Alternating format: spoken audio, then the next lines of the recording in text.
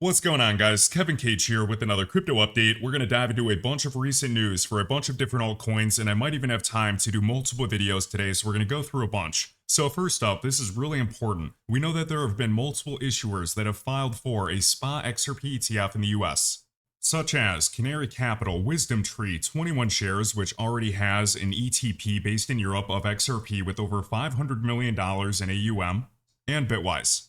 Now stay with me here because we're going to talk about a bunch of other altcoins in this one, but we can see right here, Cboe BZX Exchange has just filed 19 B4 filings on behalf of these 4 asset managers looking to list the first spot XRP ETFs in the US. Now we know Cboe, which is the Chicago Board Options Exchange, is very big, as we can see right there, and they have the BZX Exchange, which is one of the largest equity exchanges in the US, and it competes with things like the NASDAQ. So they handle ETF listings and stock trading. We also know that Bloomberg analyst and ETF expert Eric right here has predicted to see Litecoin, HBAR, XRP, and Solana spot ETFs in the future. He also did write a note of a little speculation with Doge. Now this is not financial advice, but there is not a chance that we don't get spot ETFs for a bunch of different altcoins in the future. We can speculate on the order or the timing of all of this, but we're going to see other assets besides Bitcoin and Ethereum in this list in the future for spot ETFs in the US. Not too long ago, just back in January of 2024, we had the Bitcoin spot ETFs approved. This has grown faster than gold ever did, and we are over $100 billion in AUM. There were a lot of people in traditional finance or just outside of crypto that don't understand the value add of Web3, saying that Bitcoin would never get spot ETFs approved. Now we know it did take a long time, and initially we only had futures, and getting spot ETFs are a bit harder, but we got it. This is adoption. When you go back to Web 2, looking at companies, thinking about the growth of Netflix and Amazon, they all start as a joke. And then years or even decades later, everybody is streaming on a daily basis. Everybody is leveraging cloud. And the same thing is going to be said about blockchain or DLT, AI, and all these new technologies, especially when they merge together. And society is almost like a blockchain network reaching consensus. Eventually it becomes normal.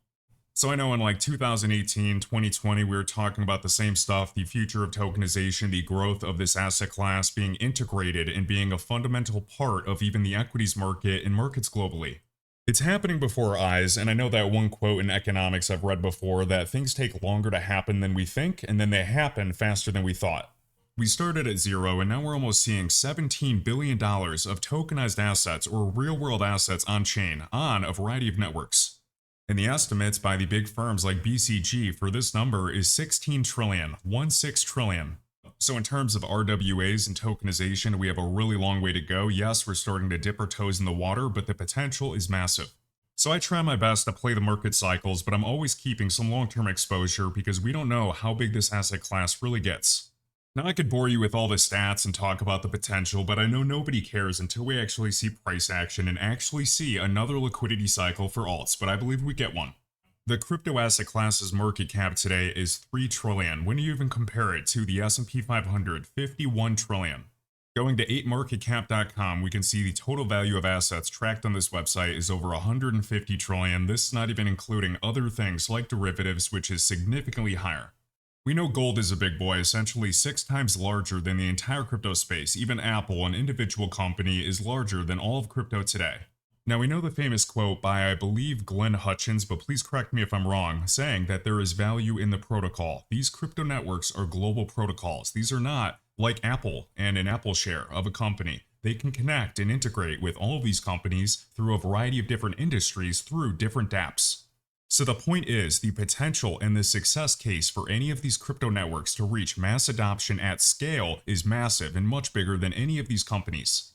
We can draw parallels to all of the FANG stocks in the success cases today, but back then you didn't know. There were so many companies that completely failed, and basically, we don't know which ones are going to be the FANG stocks of crypto in the future. And that should always be in the back of your mind, because you don't know if you're actually holding a winner right now that just seems boring, just like the people that held Amazon in the early 2000s got bored or sold during the 90% crash. Some maybe even sold when it reached an all-time high, and now look where we are today for Amazon. It did over a 500x.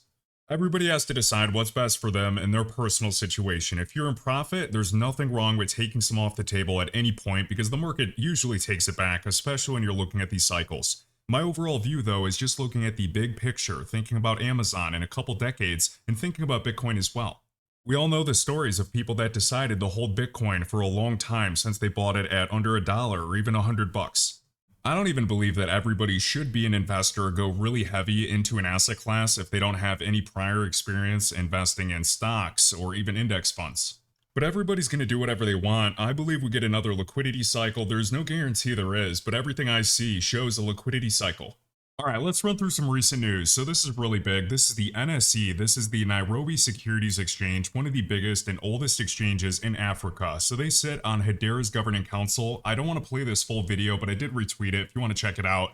I just don't want to get any copyright issues. But basically, talking about tokenization, democratizing access, financial inclusion, being faster, cheaper, other considerations to make it more scalable than the legacy infrastructure we use today, which is slow. They talk about how big they are. They talk about wanting to translate these leads into applications leveraging Hedera as well for tokenization, which is really good. And this exchange has a bunch of products from ETFs to fixed income to real estate. And he also noted that they do have a lot of foreign investors, so we can kind of see the opportunity in terms of tokenization on Hedera. So it sounds like to me we're going to see some more investment products on Hedera thanks to the work of Nairobi Securities Exchange, and their goal, like he says in this video, is to make more products also helping those on the Hedera Governing Council. So basically my speculation is we're going to see more investment products on Hedera's hash graph thanks to tokenization and different use cases, and this is going to be on the Nairobi Securities Exchange and lead to other companies since they're going to be developing and building these tools. And this has been happening for years with a bunch of different organizations and protocols, so it shouldn't be a surprise, especially considering other things that we got a couple months back. With Hedera, we have Equity Lab or EQTY Lab, Intel, and NVIDIA with verifiable compute. I also saw this shared by Casper Network. I would really like to see that Casper 2.0 is completely rolled out by the end of March. I'm also awaiting for any type of announcements with Actis. And they say right here, Integration Network has successfully upgraded to Casper 2.0. So right now, ecosystem developers can now test integration with the new major version of the protocol in a stable environment. And you can interact with the integration network here at this URL, and they say, once tested on the integration network, Casper Live 2.0 will be pushed to the testnet and then mainnet environments. So to summarize, the integration network has successfully upgraded to Casper 2.0. They're going to go through some testing. Once that looks good, that's going to go to testnet and mainnet. And this of course includes Casper Live, Casper Cloud, and the Casper Wallet. Alright, next up, this is shared by iTrustCapital, and this is really big. We're going to see this name, David Sachs, everywhere this cycle. So we can see President Trump's crypto czar, David Sachs, announces ongoing evaluation of Bitcoin Reserve. So David Sachs is really well known at this point. He was also the COO at PayPal early days. He's an angel investor in a bunch of tech unicorns like Facebook, Uber, and SpaceX. And for anybody that may not know, David Sachs is pro-Bitcoin, and he is a huge Web3 advocate for technology. He thinks the Web3 movement is a big deal. He believes in DeFi. He also criticizes a lot of the governments and traditional financial institutions. And I really think this guy can make things happen. Alright, so let's dive into this. We can see the golden age has begun. So 3 days ago, David Sachs met with key lawmakers to discuss the US strategy for digital assets. So this is a common talking point right now. The discussion focused on how the Trump administration and Congress plan to position the country as a global leader in this rapidly growing sector. A big focus of this meeting was stablecoin regulation. Senator Bill Hagerty emphasized the need for a clear regulatory framework to solidify stablecoins' role in maintaining U.S. financial dominance, highlighting the importance of structuring the bill to align, I believe, with the United States or the U.S. dollar status as the world's reserve currency. As stablecoins become increasingly integral to global finance, the proposed legislation is expected to establish oversight for issuers, outline risk management requirements, and explore potential integration with traditional finance. And right here, officials announced the formation of a crypto task force dedicated to streamlining regulations for digital assets. After years of waiting for this, it's finally happening. And this is the most interesting and most exciting part of all of this, because this would be one hell of a catalyst to the National Bitcoin Reserve. So David Sachs did confirm that the administration will evaluate the idea of a US Bitcoin Reserve. While no formal plan was announced, Sachs emphasized that the administration is assessing Bitcoin's potential role as a strategic asset. So big thank you to iTrustCapital for summarizing this with this blog, and friendly reminder for anybody that has a crypto Roth IRA or is going to start one in the future, you can make your 2024 contributions up until April 15th. And what's really cool about this David Sachs guy is we can see XRP Yoda sharing. David pins the Bank XRP video right on his profile. So this is a while back. Let me just click the date so we can actually see this. This was on January 24th. And then we can see Bank XRP down below says that David also follows him and the XRP use case. Alright, we'll call it a day, and I'm probably going to try to make a second video today because there's other things for XRP, HBAR, Algo. I need to catch up on Peak and see if they actually did the airdrop and see what's what. I still have like a million tabs open and so many other things to cover. There are too many things to cover. I need to catch up with API 3 and the OEV network. We have Chainlink right here, driving institutional adoption of tokenized assets in Turkey by teaming up with BT Guru. And I know there are a bunch of price charts or altcoins that pulled back, and I'm pretty sure over the past year I've said this about 50 plus times, and I can't call it when, but every single time Bitcoin dominance goes up as Bitcoin goes down or pulls back, because it was at like 108k to 110k. So Bitcoin goes down, Bitcoin dominance goes up, alts get hit hard and they go down.